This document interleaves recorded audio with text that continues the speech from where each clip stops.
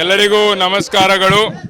ಇವತ್ತಿನ ದಿವಸ ಬೀದರ್ ಲೋಕಸಭಾ ಕ್ಷೇತ್ರದ ಮಹಾಜನತೆ ನಮಗೆ ಆಶೀರ್ವಾದ ಮಾಡಿದ್ದಾರೆ.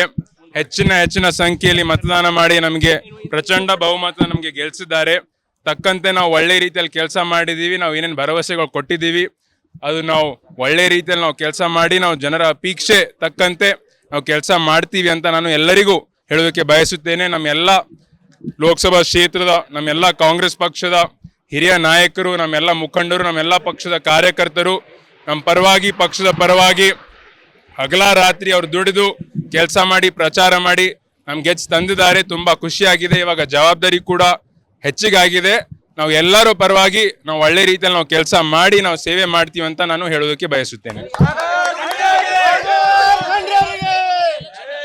ನನ್ ಕೇಳಿ ಬರ್ತಿಲ್ಲ ರೀ.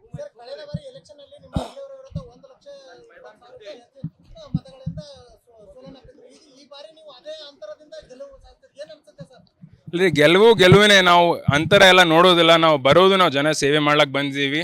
ಅದಕ್ಕೆ ನಮ್ಗೆ ಖುಷಿಯಾಗಿದೆ. ಎಷ್ಟು ಹೆಚ್ಚಿನ ನಮಗೆ ಬೆಂಬಲ ಸಿಕ್ಕಿದೆ, ಎಷ್ಟು ಹೆಚ್ಚಿನ ಅಂತರದಿಂದ ನಾವು ಗೆದ್ದಿದ್ದೀವಿ ಅಂತ. ತಕ್ಕಂತೆ ನಾವು ಎಲ್ಲರ ಪರವಾಗಿ ನಾವು ಕೆಲಸ ಮಾಡ್ತೀವಿ ಅಂತ ನಾನು ಹೇಳೋದಕ್ಕೆ ಬಯಸುತ್ತೇನೆ. ಹೌದು, ತುಂಬ ಖುಷಿಯಾಗಿದೆ. ಇವಾಗ ಅನುಭವ ಬಂದೇ ಬರುತ್ತೆ, ಯಾವ ರೀತಿ ಕೆಲಸ ಮಾಡಬೇಕು, ಹೇಗೆ ಮಾಡಬೇಕು ಅಂತಂಬೋದು. ಆರೋಗ್ಯ ಕೂಡ ದೇವರ ಆಶೀರ್ವಾದದಿಂದ ಎಲ್ಲ ಆರೋಗ್ಯ ಕೂಡ ಚಲೋ ಅದ. ಅದಕ್ಕೆ ನಾವು ಒಳ್ಳೆ ರೀತಿಯಲ್ಲಿ ನಾವು ಜನರ ಕೆಲಸ ಮಾಡಿ ನಾವು ಮಾಡ್ತೀವಿ. ಇಲ್ಲ, ನಮ್ಮ ಪಕ್ಷದ ವತಿಯಿಂದ ನಾವು ಏನೇನು ಗ್ಯಾರಂಟಿಗಳು ನಾವು ಕೊಟ್ಟಿದ್ದೀವಿ, ಎಲ್ಲ 5 ಗ್ಯಾರಂಟಿ ಎಲ್ಲ ಮನೆಗೆ ಮುಟ್ತಾ ಇದೆ.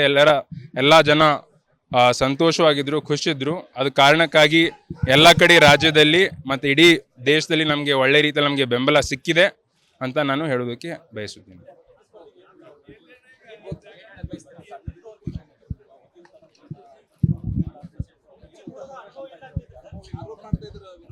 ಅವರು ಒಬ್ಬ ಹಿರಿಯ ರಾಜಕಾರಣಿ, ಮಾಜಿ ಸಚಿವರಾಗಿದ್ದಾರೆ.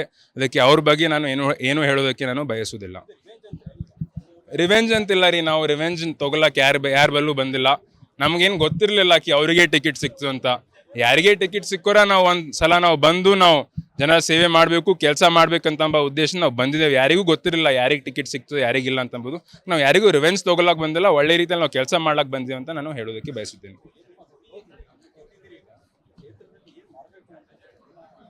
ಅದೇ ರೀ, ಜನರ ಪರವಾಗಿ ನಾವು ನಿಂತ್ಕೊಳ್ಬೇಕು, ಕೆಲಸ ಮಾಡಬೇಕು. ಎಲ್ಲೆಲ್ಲಿ ಸಮಸ್ಯೆಗಳಿದ್ದಾವೆ, ನೀರಿಂದ ಇರ್ಬೋದು, ರೋಡಿಂದ ಇರ್ಬೋದು, ನಿರುದ್ಯೋಗಿ ಸಮಸ್ಯೆ ಇರ್ಬೋದು, ಇವೆಲ್ಲ ಸಮಸ್ಯೆಗಳು ನಾವು ನೋಡಿ ನಾವು ಯಾವ ರೀತಿ ಜನರಿಗೆ ನಾವು ಹೆಲ್ಪ್ ಮಾಡಬೇಕು, ಸಹಾಯ ಮಾಡಬೇಕು, ಯಾವ ರೀತಿ ಜನರ ಪರವಾಗಿ ನಾವು ಕೆಲಸ ಮಾಡಬೇಕು ಅಂತಂಬೋದು ನಮ್ಮ ಗುರಿ ಇದೆ. ಒಳ್ಳೆ ರೀತಿಯಲ್ಲಿ ನಾವು ಜನ ಸೇವೆ ಮಾಡಿ ಮತ್ತೆ ಹೆಚ್ಚಿನ ರೀತಿಯಲ್ಲಿ ನಾವು ಜನರಿಗೆ ನಾವು ಅನುಕೂಲ ಮಾಡಿಕೊಡ್ಬೇಕು, ಜನರ ಜಿಲ್ಲೆ ಅಭಿವೃದ್ಧಿ ಮಾಡಬೇಕಂತಂಬೋದು ನಮ್ಮ ಗುರಿ.